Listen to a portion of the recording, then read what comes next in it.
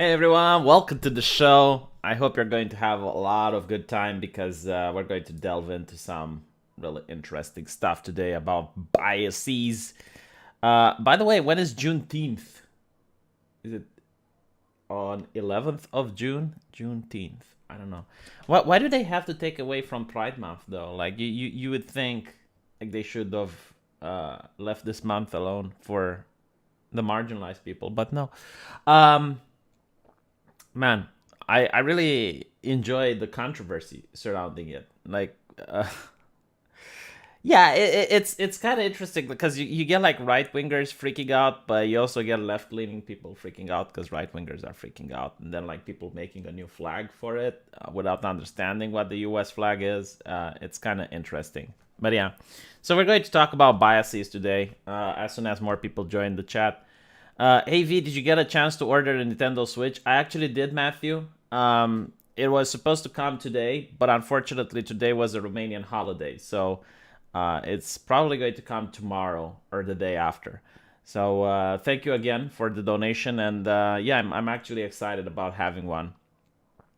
Usually I don't have time to play video games, but a handheld device like that, I guess I can play video games when I'm out, when I'm traveling or when I'm at the bus. So yeah, that's something cool. Death Stranding has a soundtrack. I didn't know that. By the way, here's something interesting. I just finished Baldur's Gate 2. I used to play it when I was a kid, but I never got the chance to finish it. It's a massive game. And I gotta say, like, they don't make games like that anymore. So the game has around 200 to 300 hours of gameplay. Can you name me a game that's got that in today's day and age? 200, 300 hours of gameplay. And it's not boring, right? It's got so much content in it, like so many items, so many spells. And I just don't understand. Like maybe it's because back then it was simpler to create these games because it's not fully voice acted. I suppose most of the decisions that you take don't really have like repercussions, except for role playing repercussions, but they're not really affecting your ending or anything. But my God, like, is it not really a good game? I mean, I just started and I couldn't stop. I couldn't stop playing. I wanted to stop playing, and I couldn't. Like Baldur's Gate is really good. How could you play Dark Alliance? Is not out yet. I think it's out tomorrow. So is it good? Dark Alliance. I heard that it's another Dungeons and Dragons inspired game. But anyway, right. So should we talk about the biases, or should we wait a little bit for more people to join and we can talk about the Juneteenth? Um, what do people in America think? Like, I'm pretty sure, like the real world, like this is my opinion about the real world America, right? Because I'm from Romania, so I only get like the Twitter and the mainstream media reaction to it. I think the overwhelming amount of people don't give a fuck about it. Like they legitimately don't care. The only people that do care are probably political activists or journalists or blue check marks or whatnot. Like if I was a Democrat, I would be more pissed off that instead of like Biden upholding his promises, like free healthcare and abolishing student debt and other such nonsense. Instead of you getting that, you're actually getting like something trivial, which is pretty much what the left is nowadays. Just like they're focused on social issues, but not really focused on economical issues anymore. At least back in the old days, like you would be like, okay, I vote for these guys because my life might improve economically. Now it's like, oh, well, your life isn't going to improve economically, but you're going to get close shit like social issues. So yeah, oh, Baldur's Gate Dark Alliance was on the PlayStation. I'm talking about like a new Dark Alliance game that's coming. It's called Dungeons and Dragons Dark Alliance. Like, look it up. It's on Steam. It's coming up tomorrow. So yeah, the last of the slaves in Texas were freed. It's kind of weird. I'm thinking about it in my country, right? No one talks about this because, well, I guess like America didn't have peasantry, so you don't really have this in your history. But here in Romania, the peasantry class was. I don't think it was like slavery but if you did what the nobles did to a peasant today, you would be arrested for slavery, right? So, like, you're not allowed to do what they did. So, like, let's look at how a slave was treated in Eastern Europe. He wasn't allowed to read, right? He couldn't he would not be able to read. Even later on, like in the last part of the medieval period, they wouldn't be allowed to read. But that's not the point. They weren't allowed to leave their nobles' manor, so you couldn't just, like, as a peasant, just decide to walk away. Like, you are forced to stay on the land where you were born. You weren't allowed to choose what noble you want to work at. So it's not like if you didn't like this noble, you could choose to move to another. No, you were forced to work on the land that you grew up in, right? So if you had like a really nasty noble, tough shit, you're tied with him. The nobility had different rules that were applied to them. So, for example, if a nobleman would have raped a peasant's daughter, the nobleman would have to pay a fine. But if a peasant would not even rape, but like if you'd have hit a noble's daughter, he could actually get either working in the salt mine, which was pretty much like a death sentence, or you would actually get executed, right? So suffice to say, like, things were bad. Like, again, I don't think like they were as bad as slavery in America. But if you treated a person like a peasant today, like the nobles treated peasantry today, you definitely get arrested. So we don't really celebrate a national holiday when the peasants were uplifted. We don't really, like, have like the peasant families demanding reparations from the descendants of nobility. We don't try to kick out from our country the oppressors like the Tatars, the Huns, like the minorities that came here and colonized, because literally that's what they did. Like the Huns came all the way to Eastern Europe and colonized this place. And the Ottoman Empire conquered Romania and they moved in Tatars by force. Like there's entire cities of Tatar. We don't really try to kick them out, like decolonize the Tatars and shit. It's such a weird ideology that America has, very bizarre. But not only that, like if you were to apply it in my country and you'd have like the same rationale, it's like, okay, everyone that was a colonist, so the Tatars, the Ottomans, the Huns, the Visigoths, the Ostrogoths, like all of you, you need to pay reparations now. I'm pretty sure like the European Union would freak out. And yes, they did call it the Juneteenth. Hello, Matsu Obotha. How's it going? But yeah, so the estate, not manor. Yeah, like the back then, like the lords would have their like big estate, and the estate wasn't just like the house, which was also filled with peasants and servants that were treated a lot better if you were like actually working within the house of the noble.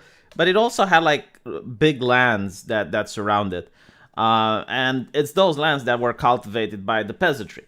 And it was quite a big tithe that you had to pay. You had to pay like 1/10 of what you're making. You had to give it to the church, and then you had to give like 3/10, I believe, to the noble, and then like another 1/10 to the king, well, the voivode. In the end, you weren't gaining much. Like you wouldn't have much for your family, and even then, like there were wars, like when the Ottomans invaded and stuff. So like life as a peasant in medieval Europe was harsh. Life as a peasant in Eastern Europe was incredibly unbearable. So let me show you something else, right? Like this is something that's really interesting. Like I seen Marxists make this point as well, and I believe I seen well, I don't want to say that Vosh was making this claim because I'm not really sure. Like people were saying it's him, but I haven't checked to see if he actually said it. So, but it's this idea that the age of consent to be lowered to 13 or less. How age of consent laws may be infringing on human rights. So this is like something that UNICEF from the United Nations also said that forbidding children from watching pornography is infringing on their rights. I mean, by this logic, forbidding children from playing in the streets is also infringing on their rights, right? Like telling a kid, like a 5-year-old, that is not allowed to leave the house at 11 a.m. is infringing on his rights. Technically, you are infringing on their rights, but children are a protected class. So a lot of they don't have a lot of duties that adults have, but at the same time, they also don't have a lot of rights that adults have. So, for example, they don't get conscripted to wars. They don't pay taxes. But the idea is that we were all children at one point and we didn't have rights. But once you become an adult, you gain access to those rights. And the reason you don't have the rights is because you are being protected. It's for your own good. And it's actually viewed that, well, because of the family bond, the family unit, the blood ties, that the family wants the best for the child, right? So, with the World Economic Forum saying that this infringes on human rights, why do I care if a pedophile doesn't get to have his right to sleep with a kid? It's so fucking disgusting. But okay, let me put it some other way. A lot of people, and I heard this being mentioned on a feminist website, I believe. The idea that it's white supremacy to have age of consent, because in other nations, like in other cultures, the age of consent was lowered. And like they were talking, like in Africa, for example, the age of consent was really low. And it's only until like Western imperialism came that the age of consent was raised. Now, what these people always omit, because this to me is like a pedo argument. All right, like I really don't think that they genuinely care about what the children want. I think they mostly care about the pedophile getting his fix. Here's the problem with this. You're talking about the culture, like ancient Africa, which is very similar to how things were in Europe, where the age of consent, I believe, in my country during medieval time might have been 9. I don't know. I don't want to say this without checking, but it was very low anyway, and it was very low across Europe. But the reason it was low is because you had the lifespan, like the average lifespan of a person being very low. People could get drafted into wars. You could die by the age of 20. You could die by the age of 30. You didn't have to go to a university in order to learn a trade. You didn't have the modern advances of medicine. You had the Black Death.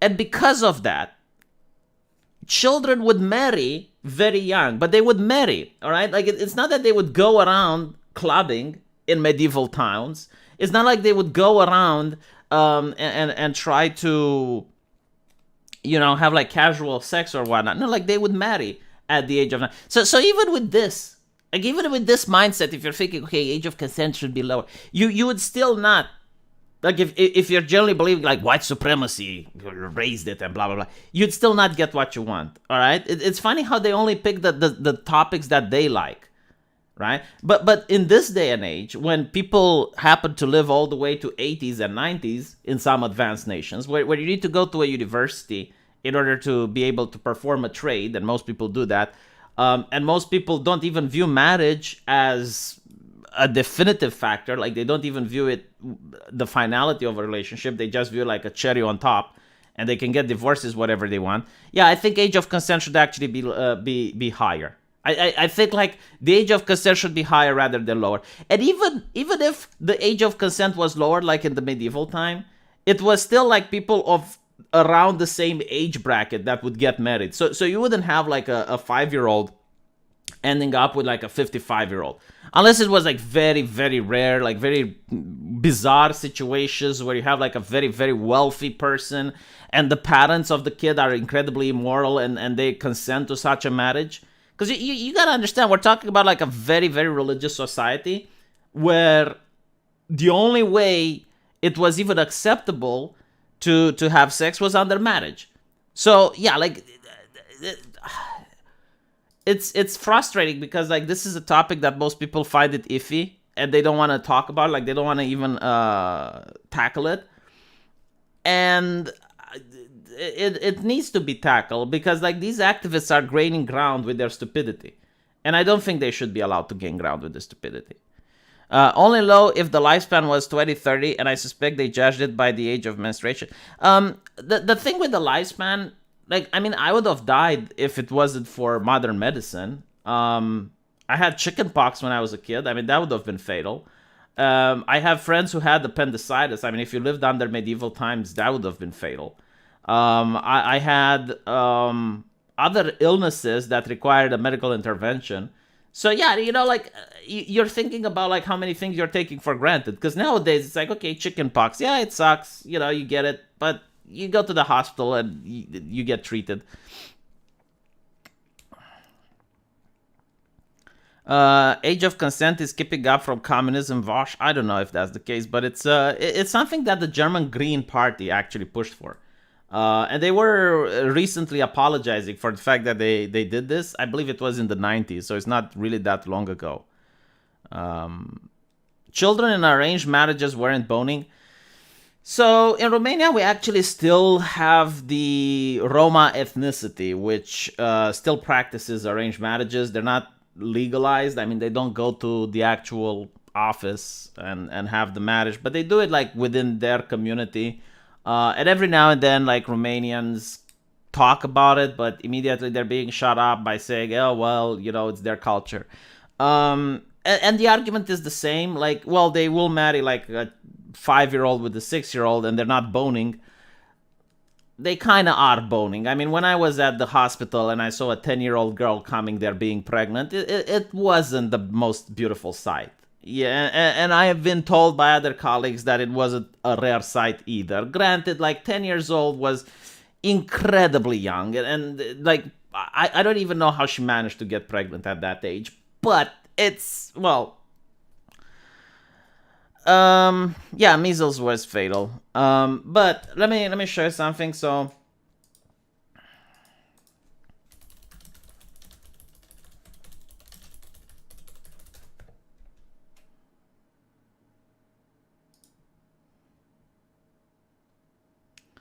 let me see if I can find it from a respectable publication.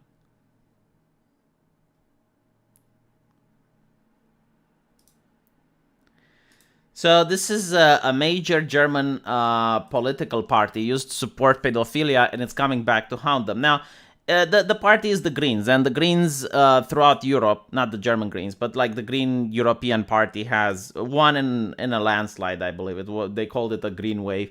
The thing is, like, a lot of people don't realize what the Green Party stands for, because I spoke with some German voters that have voted for the Greens, and they seem to fall under two categories.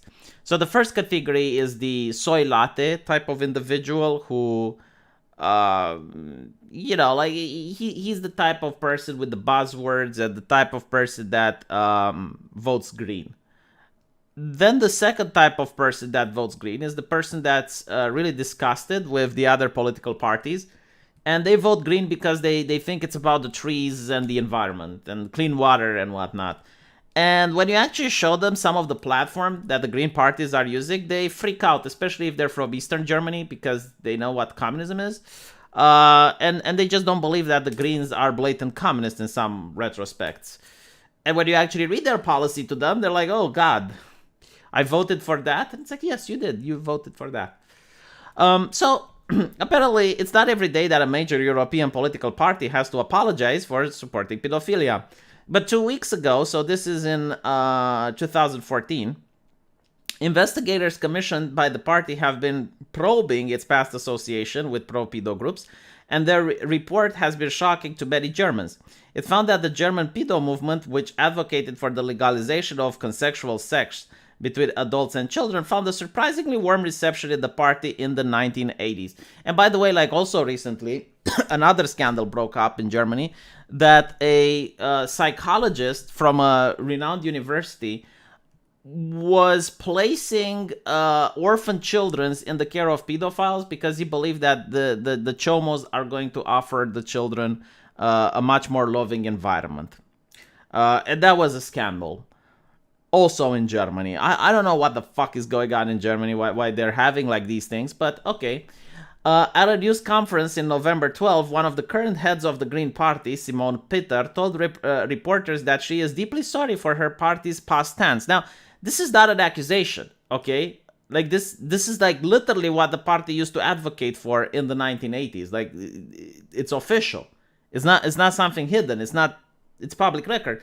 She apologized again to all the victims of sexual abuse that might feel trivialized, and the scandal has prompted widespread debate in the German media, both about the culpability of the Greens and the country's treatment of pedos. Over the past several decades, Germany has acquired a well-deserved reputation for open-mindedness when it comes to sex. Now, the Greens' revelation have spurred the crisis on the German left and shown that the country's sexual tolerance comes with a historical baggage of its own. The current scandal dates back at least a year's federal election when a German researcher revealed that one of the party leaders, Jürgen Trittrin, had signed off a 1981 local party platform arguing that sex between adults and children in some cases be legal. Trittrin quickly acknowledged that he had made a mistake, oopsie, blaming it on an oversight. But conservative political opponents were quickly to describe the Greens' action as repulsive. This came on the heels of other revelations which had prompted this report to take place, that another senior Green Party figure had once written about the flirtation with children while working in a kindergarten. Largely as a result, the party only received a disappointing 8.4% of the popular vote. Fuck me. Yeah, like Germany seems to have some very interesting political parties. Depends how you describe a loving environment. Oh, God. You know, Sacha Baron Cohen went to Romania to humiliate the peasants pretending they were Kazakhstani. I didn't know that. I don't even know who Sacha Baron Cohen is, though. It sounds a little bit familiar in the name. It is a pretty big oops, isn't it? Apologize, double down. Well, no, they didn't double down. Okay, like at least from what I know, they don't have that as a platform anymore. A lot of very weird political philosophies are coming from Germany. I do agree. Sacha Baron Cohen, the Borat guy, went to Romania to humiliate the peasants, pretending they were Kazakhstani. Yeah. So now I know what you're talking about, right? Like this really ridiculous comedian. You know, he goes into some of the poorest villages of Romania. Let me. I don't really disagree necessarily with what he did, to be honest.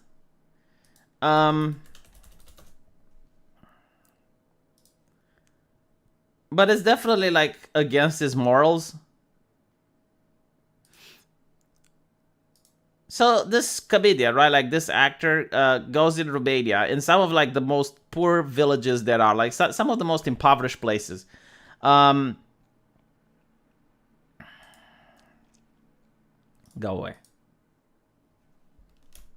Yeah.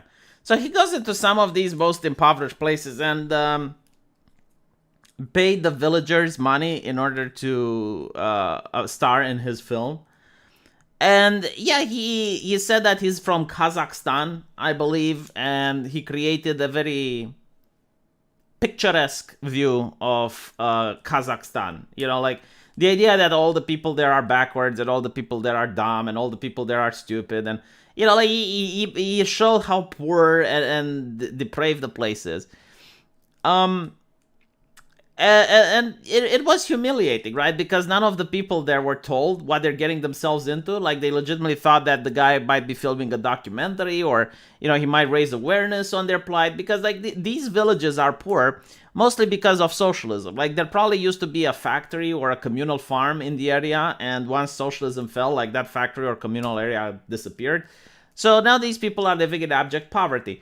And to humiliate them is not really something nice. I mean, if you're a capitalist like this guy is, right, then yeah, sure, fine, whatever. But in reality, this is a very progressive individual. You know, he constantly talks about helping the marginalized people, right?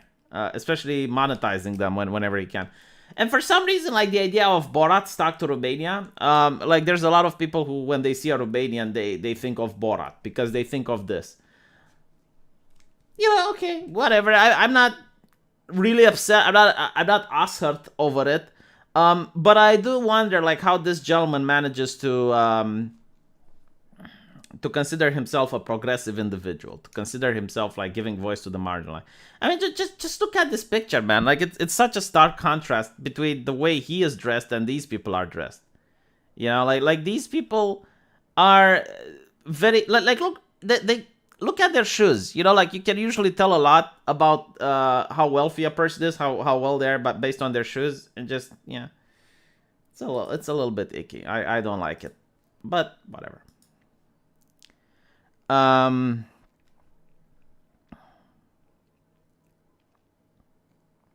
Show that savvy business spirit. Well, I said, like, I don't mind what he did. You know, like, it shouldn't be illegal or anything. But he should be booed whenever he says that he's a progressive. He's not a progressive, you know? Like, he's a right-wing capitalist person. A Trump supporter, I would say. Um, he is disavowed. Yeah, it's the hypocrisy that really bothers me. It's not the fact that he did it. You know, like, whatever. If you want to go in a village and pay people to study your movie, and people agree, they consent to that, okay, you know, like if people don't like it, they shouldn't have signed up, like they shouldn't have done the contract. I agree with that, but at the same time, don't call yourself a progressive, because it's the hypocrisy that really bothers me. Stop shoe shaming, V. Are you a girl? Well, apparently, I'm teaching you the hidden knowledge. I'm teaching you like the esoteric knowledge on how you can judge people by looking at their shoes. I know he's anti-Trump. I was just joking, you know, because apparently, like, only Trump people don't have empathy, according to the left. So, you can do you do mind you can't hide your pathos from me. No, I really don't mind that much. I mean, I don't mind it to the point where I think it should be illegal or the guy should be fired from it, right? Obviously, it's not nice what he did, but just because I don't like it doesn't mean it shouldn't exist. So. I mean, if you look at the injustices of the world, there's far worse injustices than what he did. So there's that. By the way, it's time to e-beg. I promise I won't e-beg more than this. But if you like the stream, do consider sending a super chat. I would really appreciate it. The largest Borat movie attacks Trump. He's not a right-winger. Oh, he's definitely a right-winger. He is a very savvy capitalist. He just lies about not being a right-winger. The thing is, like, the Jimmy Dore even said it, like, making Trump jokes is the easiest thing you can do right now. The only problem is, like, a lot of comedians are too much of a coward in order to make jokes about the establishment.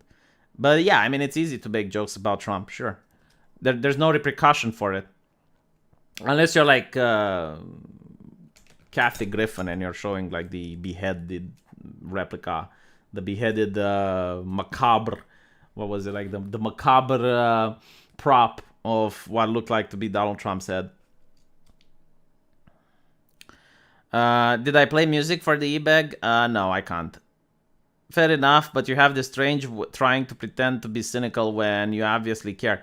No, like, okay, when you say you care on the internet, it's implied you want to do something about it. Like, obviously I care, because otherwise I wouldn't talk about it. But, like, I don't care to the point where I think that he should be fired or what he did should be illegal, right? Because at the end of the day, it's like two consenting adults signing a contract. There's nothing I can do about it. I can disagree with what he did, but yeah. Thank you, Bear. I appreciate that. Now let's... No, seriously, Bear, thank you. I wouldn't have gotten any money without you. So let's talk about something more interesting, which is the topic of today. Let me just see if I can find it. The thing with the biases. So the thing with the biases, to me, it's a pseudoscience, I believe, and I'll explain why that is. It's because why can't I find the article? It's so annoying.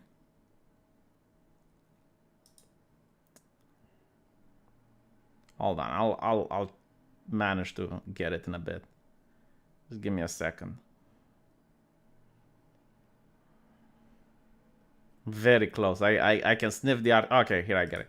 Right. So the thing with the biases, and I think even psychologists will tell you this. At least my psychologist teacher from high school told me this, and yes, we did study psychology in high school. At least like the basics.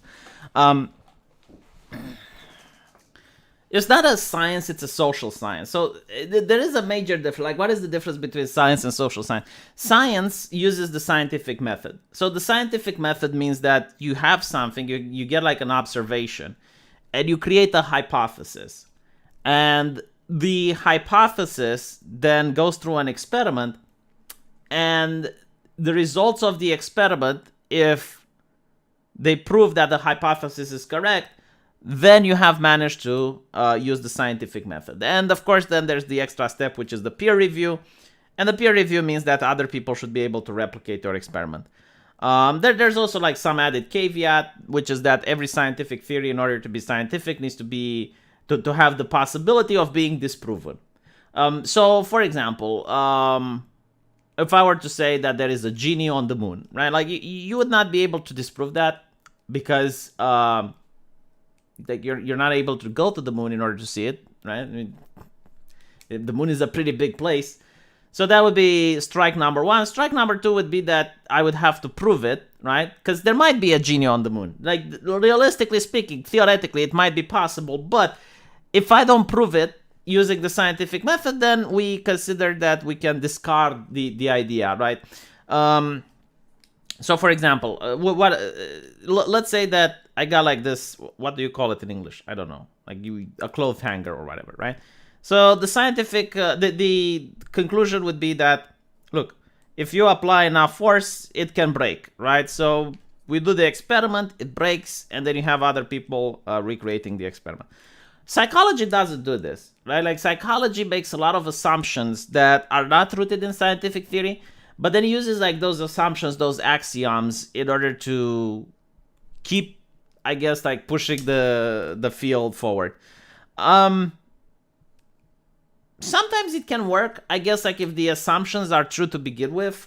Other times it doesn't. Like one of the assumptions that they do is like the brain has a subconscious. How the fuck do you prove that the brain has a subconscious? Because I literally look, like I might be wrong on this, okay? If you actually show me some evidence that there is a subconscious or any experiment that was done in order to prove the subconscious, I would love to see it, but I don't think it exists. It sounds right. I mean, it does sound like something valid, but then again, so does violent video games cause violence. Sounds valid, but it's not. Or sexist video games cause sexism. Sounds valid, but it's not. So just because something sounds plausible or sounds valid doesn't necessarily mean that it is.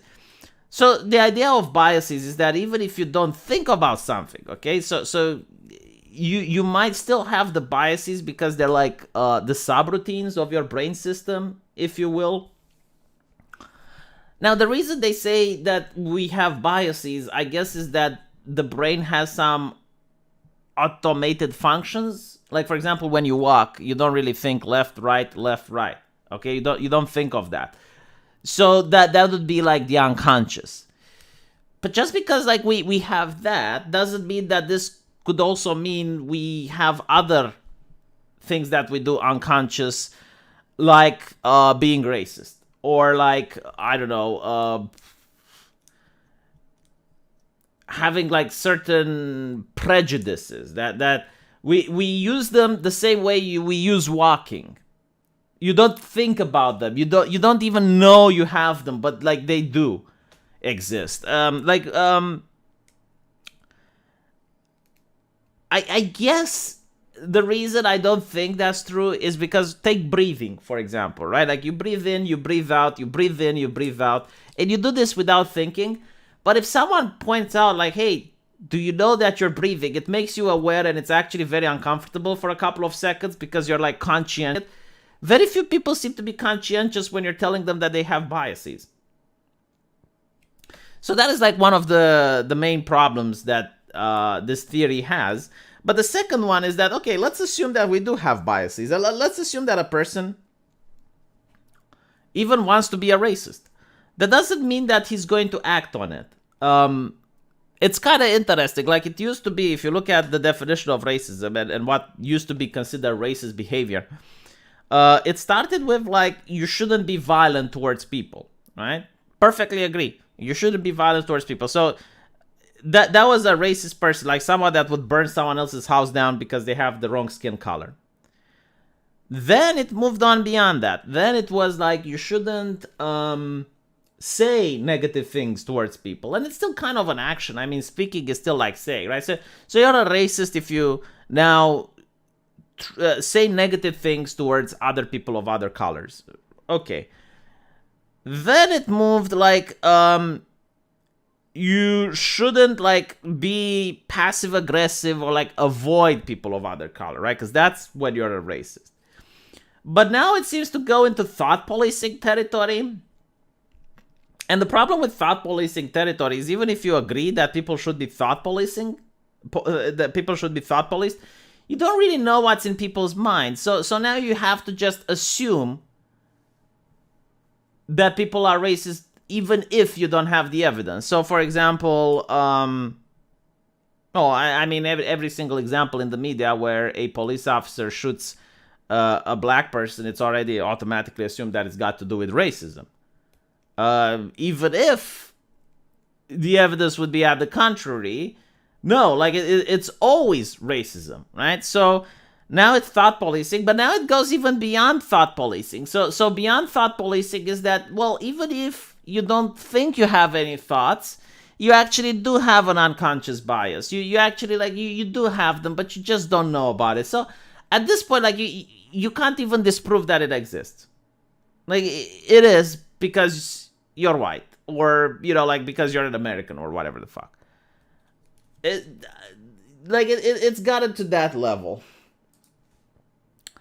Have you heard about when they cut the person's left side of the brain from the right and their hand was moving outside of their control? Who the fuck did that?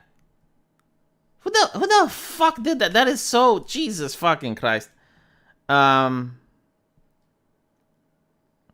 The definition was discrimination based on race, which can be minute as admitting that race exists in the first place. So I actually did notice that a lot of progressives, they will say that race doesn't exist at all, right?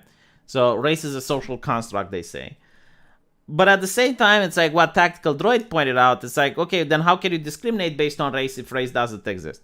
So the way they explained it is that, yes, race doesn't exist, but because people think it does, it leads to discrimination. So it, like, even though it doesn't exist because people are racist, race does have like social consequences.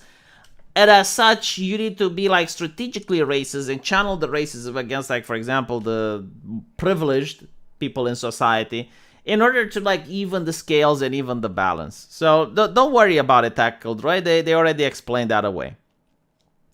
You see the video of black people twerking on the ambulance of the mass shooting victim?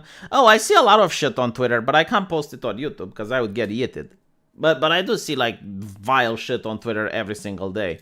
And of course, the mainstream media ignores it. Like, this is not going to be held to the same standards. Imagine, like, if a black person was shot and then you have, like, white people twerking on the ambulance. Like that. To me, I wonder if the type of culture that I really loved about the Americans, which is jazz music, I wonder at the height of jazz music if people would be twerking on ambulances. I actually listened to Thomas Sowell, and he made a very interesting point. He said that the reason, one of the main reasons you have like impoverished communities in the United States, especially impoverished communities of color, is because of the indulgence by the white liberals to behavior that they wouldn't indulge from other white people. And he talks about this culture of redneck culture. Okay, so redneck culture, according to him, is a type of culture that is very harmful to the people that partake in it, in the sense that it holds people back. It doesn't ask a lot from people. It downplays like grammar and a lot of behaviors are being tolerated. So there's like no expectations from the individual. So you're not going to see from this like redneck culture examples of people that managed to grow up in this place and end up being very successful. It's not to say that they might be unhappy. It's just like, like when you see the stereotypical, the mountain redneck person that spits, in movies and whatnot, like it's not a desirable trait that people have. It's not a desirable place to be like. And he talks that the same redneck culture can be found like in ghetto culture, because like a lot of southern black people, they took that culture from the South, because that culture was predominantly in the South. And now there's like no expectation of them moving out from the culture. And he gives an example between the black community in the UK and the black community in the United States, which is like night and day difference. So it's actually really interesting. Spotify is banning rap music now. They should. Rap music is very dangerous. I mean, I heard like this is the 5th time, I believe last month it happened, the 5th time that another person got in trouble for singing rap lyrics that contain the N-word. Like, I got nothing against rap lyrics and rap music, you know, I'm for free speech and whatnot. But if you're going to sing them along and you can get fired, then no, they're dangerous. Like, yeah, Spotify should ban them.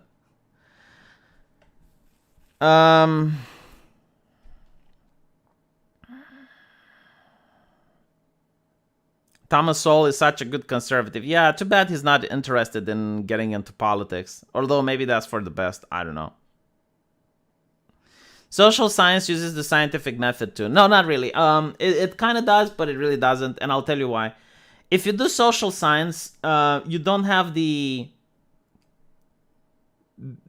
same reproducibility asset that you have in the scientific method. So in the scientific method, 2 plus 2 always equals 4. But in social science, if you poll different people several times, you might get different results. So it's not the same like actual science. Like, it's not like when you look at Einstein going E equals mc squared. Okay, E will always equal mc squared no matter what. But when you look at social science, you can poll people with a question today and you can do it tomorrow and you're going to get different results.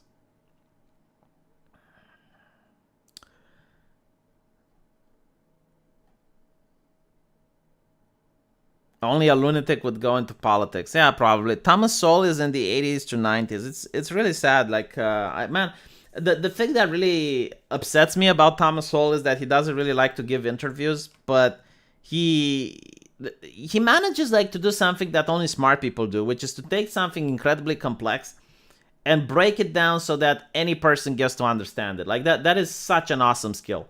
I wish I had that skill. It's just only like the most intelligent people get to do that, right? Because like smart people, they can understand something, but they can't explain it to others. And only when you reach the level when you can explain it to others and break it down so they can understand it as well is when you become a true master of whatever it is you're talking about. Science deals with objects and social science deals with concepts. That's actually a really nice way of putting it, yeah. But okay, so let's go back to the bias review, which is something that is pretty much like a pseudoscience, but it's also got like religiosity views. Because if you think about it, like one of the things that really annoyed me about Christianity is that when I was a kid, you know, I had like my own concepts of what God is.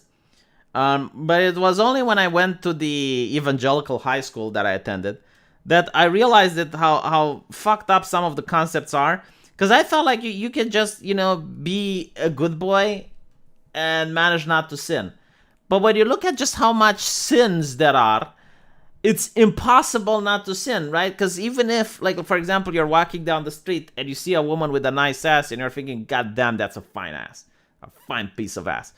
That's a sin, right? So the idea of like sinning with your mind, like without actually committing the act, but like you're just thinking about it and it's just the same as sinning with the action, is something that exists in Christianity. And now I see this thing with like unconscious biases, which takes it even a step further than that. Like, even if you are a person that manages to achieve nirvana and you purge yourself of all dark and unclean thoughts, still not good enough. So unconscious bias can take many forms. A quality control manager has an autism diagnosis and felt this led to her being excluded from meetings. Yeah, like, look at this shit, okay? This is what I really hate. It's allowing the victim, well, the self-proclaimed victim, to make like these really weird claims, right? So she claims that it's because of her autism that she's being excluded from it. You don't fucking know. Like, maybe you don't shower. Maybe she's very annoying. Maybe she doesn't know when to shut up. Like, I don't know. Maybe she's got nothing important to say. Maybe she wasn't excluded from the meetings. Maybe, like, just a lot of other people were excluded as well. But, like, this is what I hate when you see people doing this. Like, it's victim porn is what it is. It's... yeah, they will literally say, oh, I got this problem, and this is why people are bad to me. And like, never do you see the actual people being asked. Like, you're not going to see, all right, well, let's talk to her boss and see, why did you exclude Jody from meetings?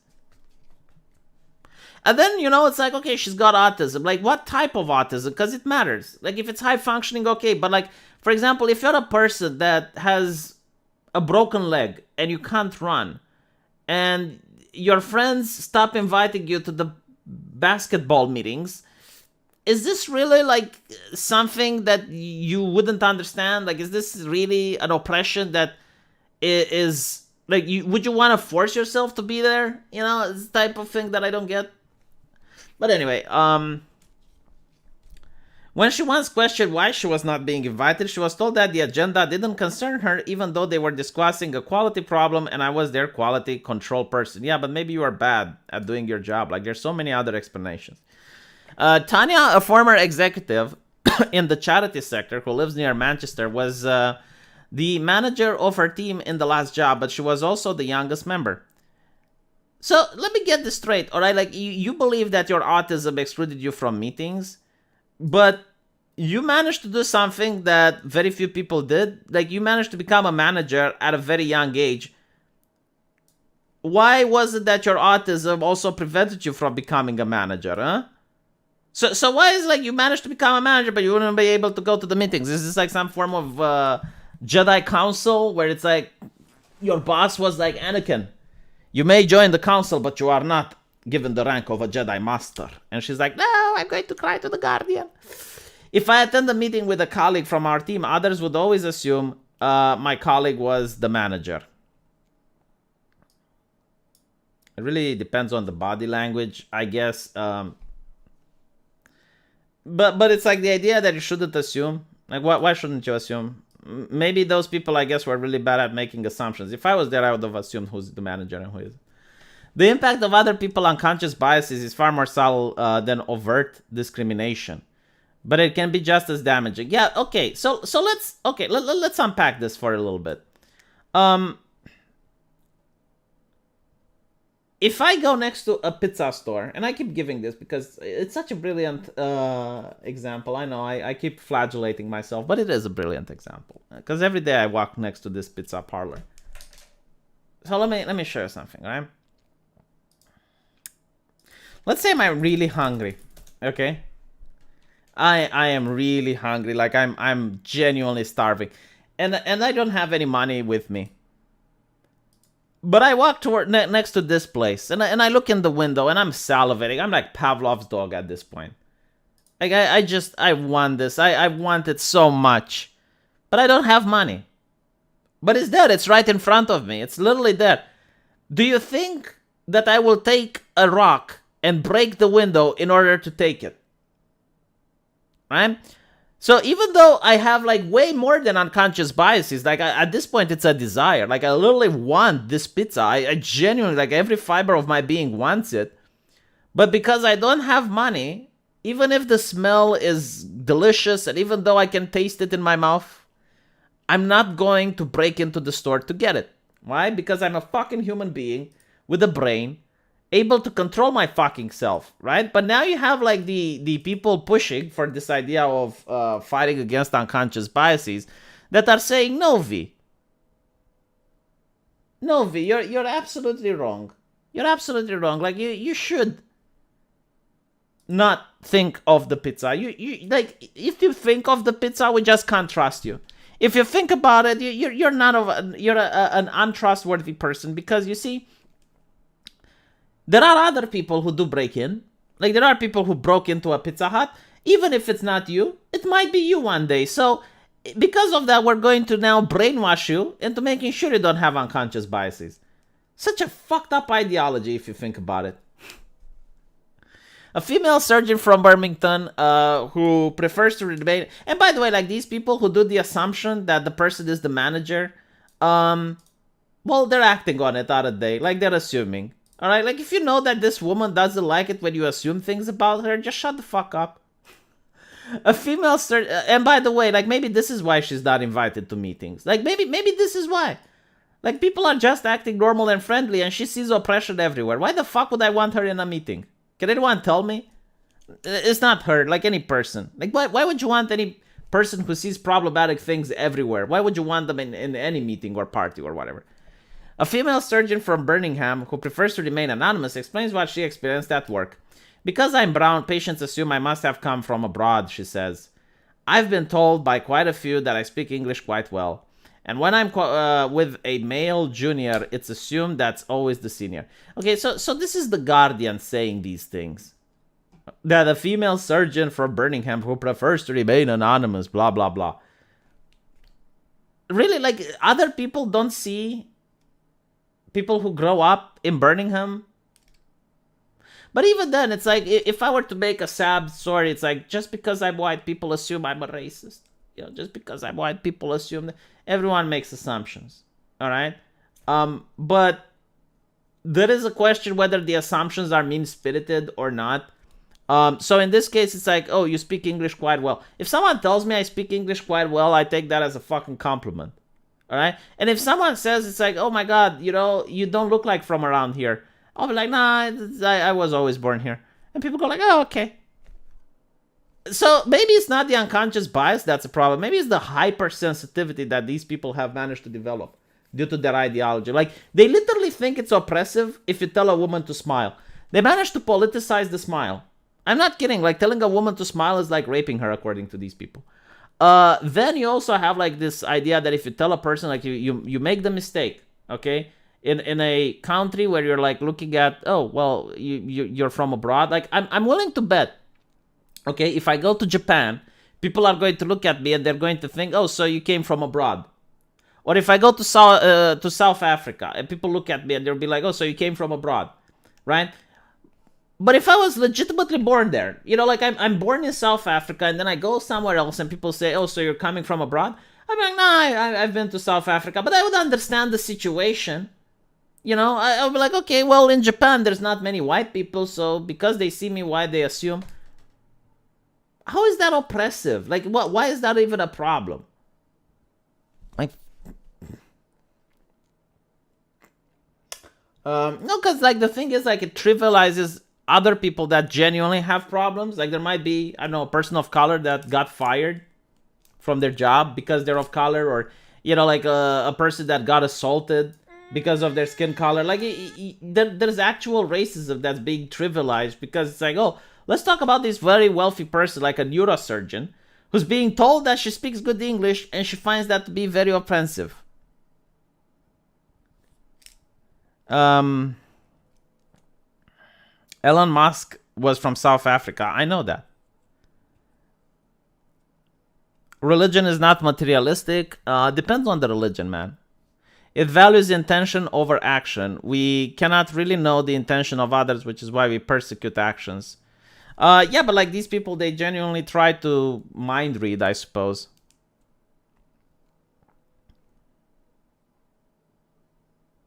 Also, is the name, is it native or foreign? Also, I don't understand. It's like, just because you're born in a country doesn't really mean you get citizenship. At least, I think America is the only country where that doesn't apply.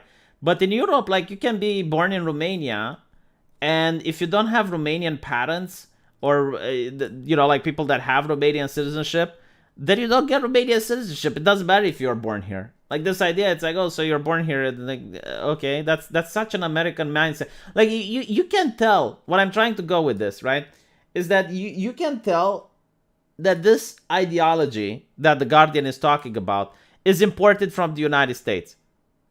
Because if you have a woman that says, oh, so you must be an immigrant, and she's like, no, I was born here, right? me see if I can find where did she say it. Because I'm brown, patients assume I must have come from abroad. I've been told quite a few that I speak English quite well. Yeah, so it's the idea. It's like, oh, so you must not be English, and it's like, no, I was born here. It's like, yeah, but I know people who are born in Romania and they aren't Romanians because like their parents didn't have citizenship. But anyway, another thing that it happens when I mention to colleagues that I'm going on annual leave, I get asked if I'll be going home because home must be somewhere abroad and not up the road. Oh my God. Like maybe, just maybe, I'm thinking that I can't really empathize with this plight because, in my country, people are struggling to put food on the table. Inflation is coming. People have mortgages to pay. Unemployment is rising. Like people are concerned with genuine problems. This is like just so trivial to me. Like I would exchange my problems with her in a heartbeat. I would be like, you know what? If you can give me your job as a doctor in Birmingham, and I can live there, and I have like a nice cushy job, I'm fine. Like people can assume whatever the fuck they want. I don't care. I just want to go to work, make money, and not worry about the government shutting down my business. No, seriously, is this like unreasonable? It's like you need to be a very wealthy, like maybe a student that lives on the money of his parents in order to look at this and say, "Oh my God, that is so horrible." Can you imagine? Like, can you imagine it? Given these kinds of biases are by definition beyond our conscious minds and are often deeply ingrained, I don't think they're beyond their conscious minds. I think they're very conscientious of their biases. I don't even think they're biases. These are just assumptions that most people have because they walk on the streets, they see a lot of immigrants, they look at the skin color, they're like, okay, so these immigrants have this skin color, they do the math, and when they see you, they assume, and they want to just have some conversation.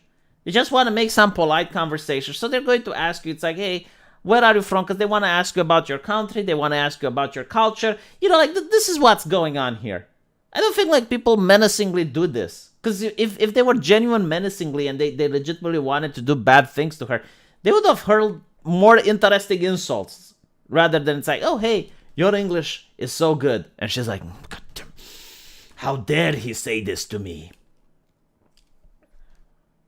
Understanding what unconscious bias is. The human brain can receive and process an estimate of 11 million bits of information each second, but our conscious minds are able to process about 50 bits. This means that we have to rely on our subconscious, which helps us filter information by taking mental shortcuts. Okay, so I agree with this. Like, for example, you don't think that you're breathing in or out. You don't think when you're walking. You don't think when you're blinking, right? Like there's a lot of information that your brain processes. But you haven't proven that some of that information is that immigrant bad. And it's subconscious, okay? Like maybe people believe that, but I think if they believe that, they're very conscious about it. I don't think they're subconsciously thinking that. These shortcuts are partly influenced by our attitudes and assumptions about matters such as race, gender, sexuality, disability, socioeconomic status. In filtering information, or subconscious will be influenced not just by opinion we know we harbor, but by those we are not even aware of. It also encompasses all those silly and lazy national stereotypes. Everyone has stereotypes. I don't think they're unconscious. I think they're very conscious. Okay? But the problem is, I think everyone has them. You're not going to get rid of them. Like, the left has stereotypes as well. The left thinks white people are privileged, all of them. The left thinks that cops are bad, all of them. It's not even that they deal with stereotypes, they deal with absolutes, right? So just because you're white, you must be privileged. They just have different stereotypes. That's it. But they still have stereotypes. Be curious. One step to challenge bias, whether conscious or unconscious, is to nurture a sense of curiosity. It's because curiosity makes us more open-minded and can protect us from a host of biases that come into play and blah, blah, blah, blah, blah. Adopting an attitude of curiosity is also useful when it comes to expressing your own privilege. Yeah. So you're literally saying that stereotype wrong, bias is wrong. Hello, you got privilege. Like, isn't this a stereotype? How the fuck do you know I got privilege? Why do you assume? How do you quantify the privilege? Huh? Do you think like the person writing in the Guardian, what's her name, has more privilege than me or less? Right? So this is what I'm trying to say. It's like, this is not science. This is just ideological horsewash. Like they will say, oh yeah, biases are wrong. Like look how much you're hurting people by assuming that they're not from England, and by saying that they speak good English. This is so horrible. Oh, by the way, you got privilege. And because you have privilege, bad things need to happen to you. I mean, there's recently a case where an Amazon employee assaulted a white person because she wouldn't acknowledge her privilege. I mean, this is an ideology that can be tied to violence in real life. I don't think like telling someone that they speak English very well can be tied to violence in real life. I mean, I would be willing to change my mind if I see the evidence of the contrary, but I don't think that there are such evidence of the contrary.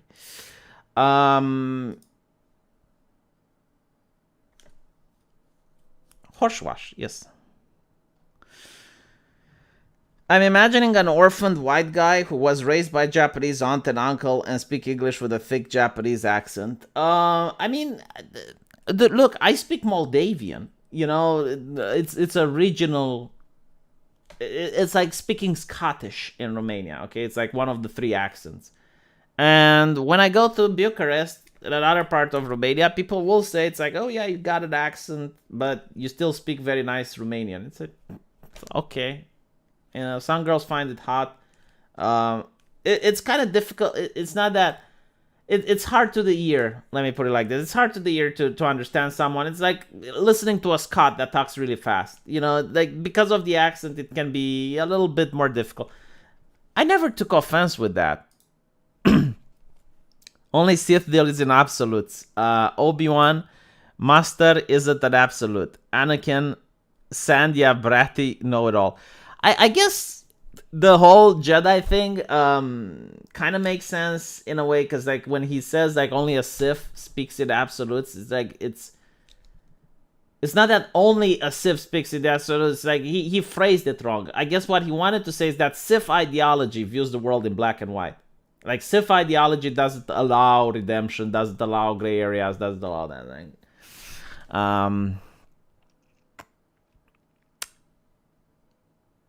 And not only that, but like I think like the entire worldview of the Sith was an absolute, so that's why Obi-Wan got a pass. Yeah, he framed it wrong. He should have framed it differently.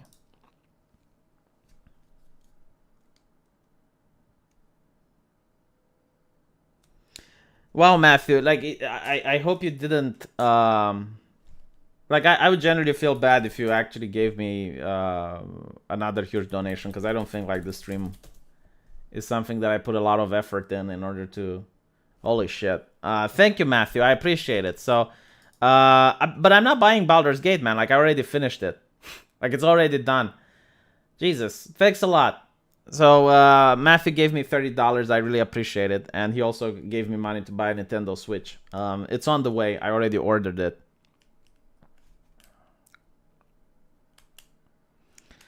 Anyway, right. I'll continue this tomorrow because it's been an hour.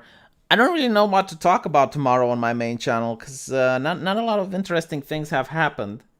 So I'll have to look it up. I think I can talk about some people from Extinction Rebellion confessing with the fact that climate change, they don't think it can be stopped, and what their movement is about stopping white supremacy.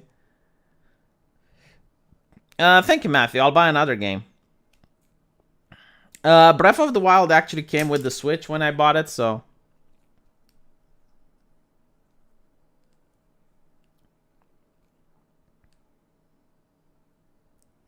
But anyway, right. Thank you so much for watching the stream. I really appreciate it. And I'll be seeing you guys tomorrow. I got Jeff. I need to stay a little bit more now to thank Jeff for his contribution. Thank you, Jeff, for the 30 California money. I really appreciate it. There will always be news. Yeah, but like it needs to be something funny, you know? That's how I deal with it. Like something that I find interesting and I think you guys will find interesting. I can't just Like the Juneteenth thing, I think it was very interesting. The fact that they want to make a new American flag that's more democratic, but when you look at it, it's actually entirely undemocratic. So there's that. All right. Thank you for watching, and I'll see you